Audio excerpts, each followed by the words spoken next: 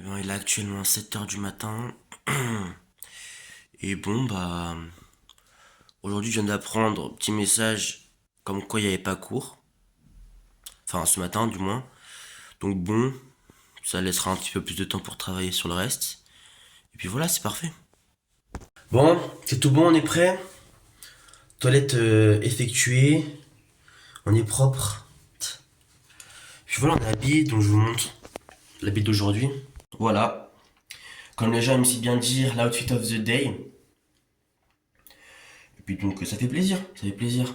En tout cas, moi vous savez, je suis pas très mettre des jogging et des gros sweats, tout ça comme ça, tous les jours quand tu vas en ville. Ah bon, je suis pas habillé en costume ou je sais pas quoi, ou j'ai pas de cravate ou j'en sais rien, je viens pas ultra classe, mais je trouve que c'est quand même important de s'habiller un minimum bien quand quand tu fais du sport, bien sûr, hein, quand tu fais du sport ou quand t'es chez toi, je sais pas, bien sûr, tu t'habilles comme tu veux, mais je trouve que voilà, et surtout, enfin, quand tu vas dans un milieu public et que t'es bien habillé, ou que, enfin, t'es habillé quoi,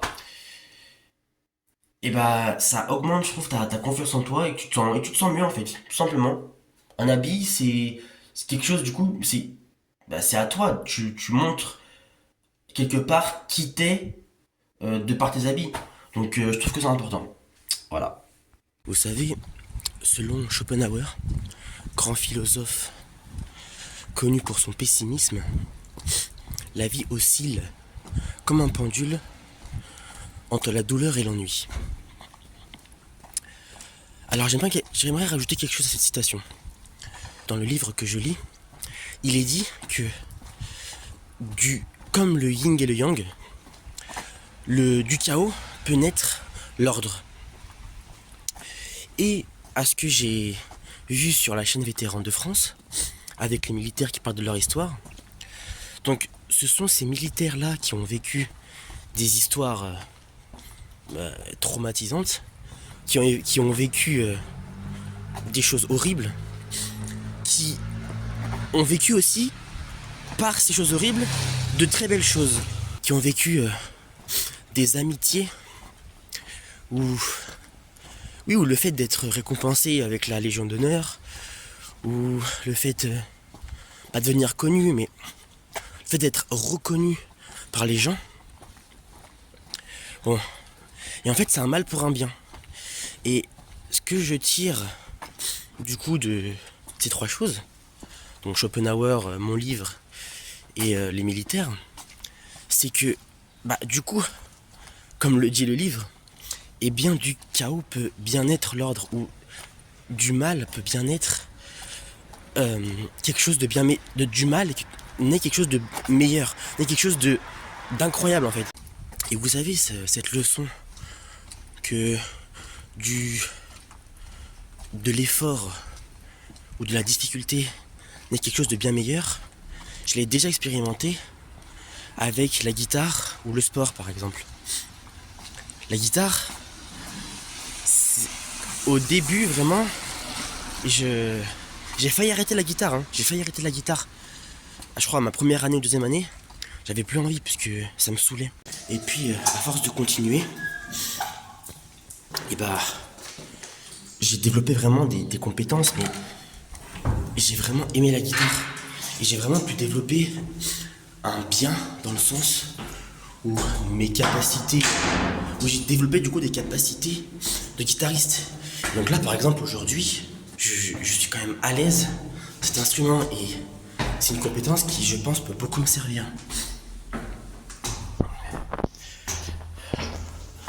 J'ai aussi remarqué ça dans le sport où de la difficulté, en fait c'est littéralement le corps qui le dit. De la difficulté, tu développes quelque chose de, tu développes un bien, donc tu deviens musclé. Ton corps tout seul, en subissant la difficulté, devient musclé. Il faudrait donc souffrir pour être heureux. Et puis j'ai poussé la réflexion. Si donc de la difficulté peut naître la facilité ou un bien, est-ce que l'inverse marche aussi? Donc de la facilité naîtrait la difficulté ou un mal. Eh bien je pense que c'est aussi vrai. Par exemple, quand t'as passé toute la journée, toute la journée, peut-être pas, mais quand t'as passé une bonne partie de la journée devant les réseaux, ou je sais pas, devant Netflix, je sais pas, à pas faire grand chose, donc à faire quelque chose de facile, et bah t'es pas fier, tu vois, t'es émotionnellement, t'es pas, si tu fais ça tous les jours, hein, si tous les jours tu fais pas grand chose, tu fais quelque chose de facile, et ben avec le temps tu vas être, tu vas pas avoir trop confiance en toi, tu vas être un peu blasé. Par exemple, moi j'ai déjà remarqué, si je suis déjà resté des heures, plusieurs heures devant un écran, à pas faire grand chose, et puis bah voilà, quand je suis là, il est 23 heures minuit, et que bah, j'ai rien foutu, j'ai pas fait. J'ai pas. Voilà, j'ai rien foutu, bah, je suis dégoûté un peu. Je suis dégoûté. Donc ce serait. Et franchement, la déception comme ça, je trouve que c'est horrible. On peut remarquer peut-être aussi ça avec les riches, même si on les voit pas, ils ont des problèmes. Par exemple, l'héritage, c'est compliqué chez les riches. Mais bon, par exemple, je pense que la roue, cette roue-là de difficulté, difficulté, facilité, je, selon moi, elle change toujours, elle tourne toujours. Et ça peut prendre des années, voire même des générations. Imaginons, je réussis, et puis je deviens riche, j'ai de l'argent. Bon voilà. Donc moi personnellement, j'aurais connu la difficulté pour accéder. Donc j'aurais connu la difficulté pour avoir accédé à cette facilité, qui est du coup la plénitude, le bonheur, vivre avoir une bonne éducation. Voilà, quand tu es avec de l'argent, tu es forcément plus heureux. Mes enfants, sûrement avec l'éducation, du moins une éducation difficile entre guillemets. Donc cette éducation-là, avec mes petits-enfants, elle sera peut-être encore d'actualité. Peut-être mes arrière-petits-enfants, mais il y aura ainsi de suite. Mais il y aura forcément une génération dans ma lignée qui, donc, ce seront des personnes qui ont toujours vécu dans la facilité, avec des parents qui ont toujours aussi vécu dans la facilité. Pareil pour les grands-parents. Bon, ça va forcément arriver. C'est de là, à mon avis, qu'il y aura une forte probabilité que ma génération future, lointaine, plus ou moins lointaine, soit face à une difficulté. Et donc à un mal. Lequel je ne sais pas du tout, mais à un mal. Et donc c'est à ce moment-là que la qualité de vie ou la réussite ou le bien, entre guillemets, va diminuer, leur bonheur va diminuer, ce niveau de bonheur va redescendre jusqu'à un certain point. Jusqu'à que un de leurs descendants, donc un de mes descendants encore plus lointains, un de mes descendants, en ayant connu la difficulté, développe un mindset, une façon de réfléchir qui lui permet de réussir, et donc ainsi de suite. La roue, pour moi, tourne toujours. Maintenant, j'aimerais parler d'une source de bonheur qui est pas compliquée à atteindre, selon moi. Selon moi, c'est l'aide aux autres. Je sais pas par exemple si vous avez déjà aidé les autres, mais quand tu aides un enfant, une vieille personne, un mendiant, je sais pas, en ne l'aidant bien sûr pas devant tout le monde, hein, va pas faire ça parce qu'il y a du monde, tu veux paraître gentil, non, non, non, je te parle pas de ça, moi. Je te parle d'une vraie envie d'aider l'autre. Et bien quand, du coup, l'action a été faite, alors c'est pas je me donne pas de fleurs, hein, pas du tout, mais c'est pour expliquer. Quand tu as fait l'action, tu te sens extrêmement bien, tu te sens extrêmement fier. Et franchement, c'est un niveau de bonheur, bon, plus ou moins long, un niveau de bonheur qui, je trouve, est est vraiment facile à atteindre. Après tout, l'homme est un être social. Donc, c'est sa nature d'aider les autres. Ainsi, selon moi, le meilleur des mondes, ce serait du coup un monde qui serait encore plus facile que celui d'aujourd'hui et où tout le monde serait plus heureux. Un monde donc où chacun a une envie d'aider l'autre. Et chacun partage son bonheur. Alors à ce moment-là, on peut croire que je suis communiste ou que je suis de gauche ou j'en sais rien. Mais le problème, c'est que le communisme, c'est utopique, c'est impossible. Puisque la nature humaine, même si elle est très belle et que j'aime la nature humaine, eh bien elle a sa part d'obscurité. Donc tu pourras jamais faire en sorte que tout le monde partage avec tout le monde aime l'autre. Je me dirais donc plutôt réaliste. Et il faut en avoir conscience, c'est important, pour réussir et ne pas se faire marcher dessus. Mais selon moi, il faut seulement ne pas se laisser faire. Alors qu'est-ce que j'entends par là? En fait, je pense que des personnes qui nous attaquent deviennent méchantes ou sont devenues méchantes à cause de personnes qui les ont attaquées, et ces personnes même là ont été attaquées par d'autres personnes et ainsi de suite. Et en fait, la source première, ce sont pour moi des personnes qui sont mal par nature. Alors bon, ces personnes, pour moi, c'est des personnes envers lesquelles j'ai le plus de pitié. Je trouve que si tu deviens méchant, si tu rejettes une haine, du moins parce que ces personnes-là t'ont fait du mal, est-ce que d'un côté, ça montre pas une certaine faiblesse? Trop de personnes encore, je trouve, rejettent leur haine ou sont aigries. Il y a trop de personnes.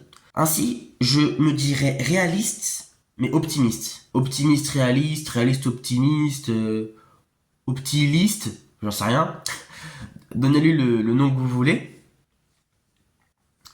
Mais je suis de ceux qui, lorsqu'ils reçoivent un mal ou qui sont attaqués, l'encaissent, mais renvoient du bien. Du moins, je ne suis pas encore comme ça, mais c'est ce à quoi je veux tendre. Et si on repense à la ligne directrice de cette vidéo, d'un mal naît un bien. Une personne vous attaque, vous avez mal. Si vous répondez au contraire, justement, et sans haine, c'est très dur, il faut être très fort. Mais derrière, tu ressens, tu ressens un bonheur, je pense, tu ressens une plénitude, une sagesse, peut-être est-ce là la sagesse. C'est à ce moment-là que tu es heureux. Enfin, en tout cas, c'est une source de bonheur. Et c'est ainsi pour moi que tu deviens bon. Et que tu le restes. Alors, pour finir, je n'ai pas encore beaucoup d'expérience, hein, je n'ai que 20 ans. Certains pourraient dire, oui, tu ne connais rien à la vie, tu n'as pas connu d'expérience, tu n'as pas connu la difficulté, tu ne t'es jamais fait trahir, tu n'as jamais vécu vraiment le mal, ou je ne sais pas.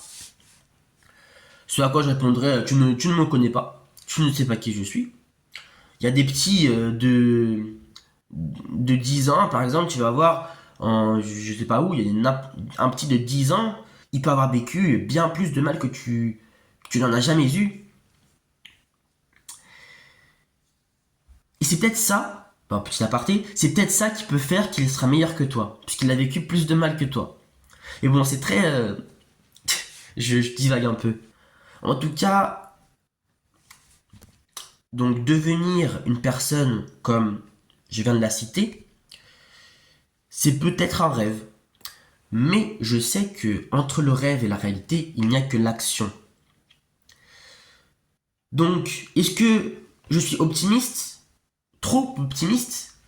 Ou alors est-ce vous qui avez trop souffert?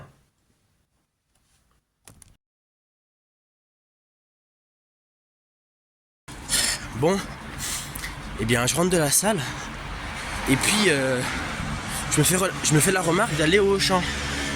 Parce que il faut que j'achète du pain, une baguette, pour me faire un sandwich parce que demain j'ai une sortie. Sauf que à 20h à Auchan, et ben il n'y a plus de pain. Il y avait zéro pain. Quand je dis zéro pain, c'est que toutes les étagères étaient vides. Alors bon, et bah au lieu de dire ah vas-y, fais chier, j'ai plus de pain et tout ça là, c'est chiant, monde de merde, ou je sais pas quoi, et bah finalement c'est une bonne opportunité pour manger plus sain. Voilà, donc petite vidéo pour montrer que quand la vie te dit non, la vie, bon là j'extrapole un petit peu, hein. Mais quand quelque chose ne se passe pas comme tu veux dans la vie, et bah ça peut mener à quelque chose de meilleur. Bon là en l'occurrence c'est un petit meilleur. Mais je pense que ça marche aussi pour les choses plus importantes.